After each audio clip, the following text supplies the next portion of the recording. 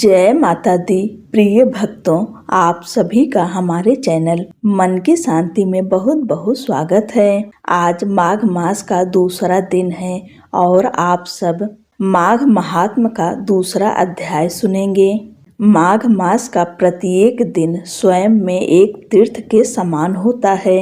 इस पवित्र मास में किया गया थोड़ा सा भी धर्म कर्म जीवन को नई दिशा देने वाला बन जाता है। जब शीतल गंगा जल में आस्था की डुबकी लगाई जाती है, तब केवल तन ही नहीं बल्कि आत्मा भी निर्मल हो उठती है। माघ मास कथा का यह दूसरा अध्याय उसी दिव्य अनुभूति का विस्तार कराता है।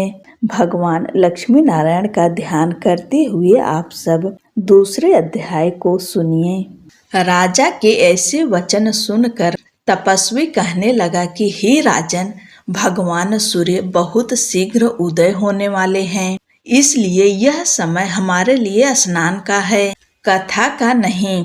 सो आप स्नान करके अपने घर को जाओ और अपने गुरु श्री वशिष्ठ जी से इस महात्म को सुनो।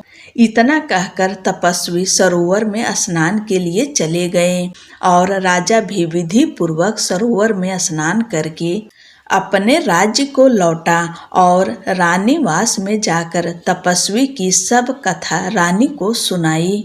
तब सूत जी कहने लगे कि महाराज, राजा ने अपने गुरु वशिष्ठ जी से क्या प्रश्न किया और उन्होंने क्या उत्तर दिया, सो कहिए। व्यास जी कहने लगे, हे सूत जी, राजा दिलीप ने रात्रि को सुख से सोकर प्रातः समय ही अपने गुरु वशिष्ठ जी के पास जाकर उनके चरणों को छूकर प्रणाम करके तपस्वी के बताए हुए प्रश्नों को अति नम्रता से पूछा कि गुरु जी, आपने आचार, दंड, नीति, राज्य, धर्म तथा चारों आश्रमों की क्रियाओं, दान और उनके विधान, यज्ञ और उनकी विधियां, व्रत, उनकी प्रतिष्ठा तथा भगवान विष्णु की आराधना अनेक प्रकार से तथा विस्तार पूर्वक मुझे बतलाइए। अब मैं आपसे माघ मास के स्नान के महात्म को सुनना चाहता हूँ। सो हे तपोधन, नियम पूर्वक इसकी विधि समझाइए।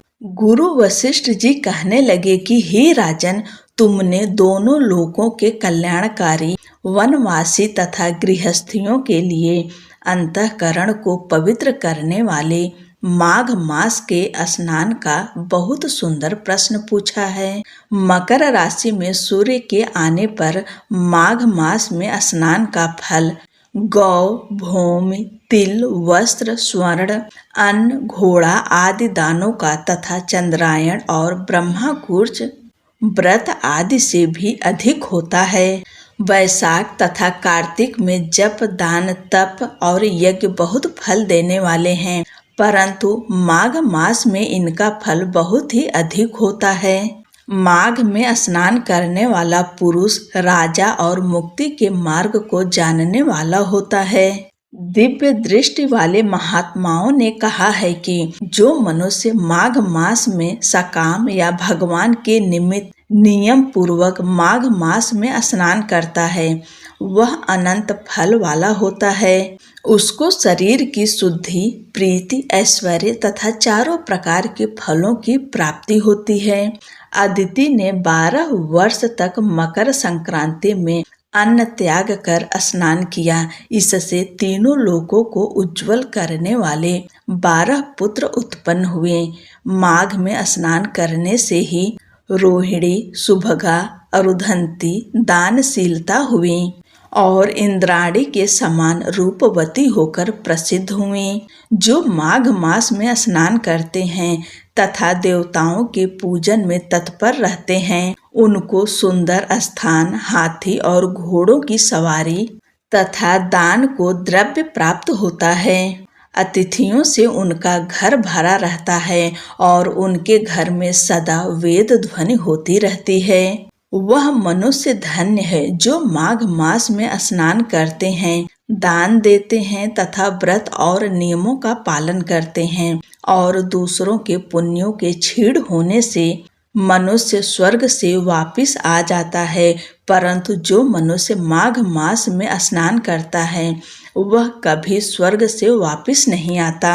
इससे बढ़कर कोई नियम, तप, दान, पवित्र और पाप नाशक नहीं है। भृगु जी ने मणि पर्वत पर विद्याधरों को यह सुनाया था। तब राजा ने कहा कि ब्रह्मन भृगु ऋषि ने कब मणि पर्वत पर विद्याधरों को उपदेश दिया था, सो बताइए। तब ऋषि जी कहने लगे कि हे राजन, एक समय 12 वर्ष तक वर्षा न होने के कारण, सब प्रजा क्षीण होने के कारण संसार में बड़ी उद्विग्नता फैल गई। हिमाचल और विंध्याचल पर्वत के मध्य का देश निर्जन होने के कारण श्राद्ध, तप तथा स्वाध्याय सब कुछ छूट गए। सारा लोक विपत्तियों में फंसकर प्रजाहीन हो गया। सारा भूमंडल फल और अन्न से रहित हो गया। तब विंध्याचल से नीचे बहती हुई नदी के सुंदर वृक्षों से आच्छादित अपने आश्रम से निकलकर श्री भृगु ऋषि अपने शिष्यों सहित हिमालय पर्वत पर गए। इस पर्वत की चोटी नीली और नीचे का हिस्सा सुनहरी होने से सारा पर्वत पीतांबरधारी श्री भगवान के सदृश लगता था। पर्वत के बीच का भाग नीला और बीच बीच में कहीं कहीं सफेद स्फटिक होने से तारों से युक्त आकाश जैसी शोभा को प्राप्त होता था। रात्रि के समय वह पर्वत दीपकों की तरह चमकती हुई दिव्य औषधियों से पूरित किसी महल की शोभा को प्राप्त होता था। वह पर्वत शिखाओं पर बांसुरी बजाती और सुंदर गीत गाती हुई किन्नरियों तथा केले के पत्तों की पताकाओं से अत्यंत शोभा को प्राप्त हो रहा था। यह पर्वत नीलम, पन्ना, पुखराज तथा इसकी चोटी से निकलती हुई रंग बिरंगी किरणों से इंद्रधनुष के समान प्रतीत होता था। स्वर्ण आदि सब धातुओं से तथा चमकते हुए रत्नों से चारों ओर फैली हुई अग्नि ज्वाला के समान शोभायमान था। इसकी कंदराओं में काम पीड़ित विद्याधरी अपने पतियों के साथ आकर रमण करती हैं और गुफाओं में ऐसे ऋषि मुनि जिन्होंने संसार के सब क्लेशों को जीत लिया है, रात दिन ब्रह्मा का ध्यान करते हैं और कई एक हाथ में रुद्राक्ष की माला लिए हुए शिव की आराधना में लगे हुए हैं। पर्वत के नीचे भागों में जंगली हाथी अपने बच्चों के साथ खेल रहे हैं तथा कस्तूरी वाले रंग बिरंगे मृगों की झुंड इधर उधर भाग रहे हैं। यह पर्वत सदा राजहंस तथा मोरों से भरा रहता है, इसी कारण इसको हेमकुंड कहते हैं। यहाँ पर सदा ही देवता, गुहिक और अप्सरा निवास करते हैं। आज की कथा यहीं पर समाप्त होती है। अगली कथा आप सब अगले की वीडियो में सुनेंगे। तब तक के लिए जय श्री कृष्णा, राधे राधे।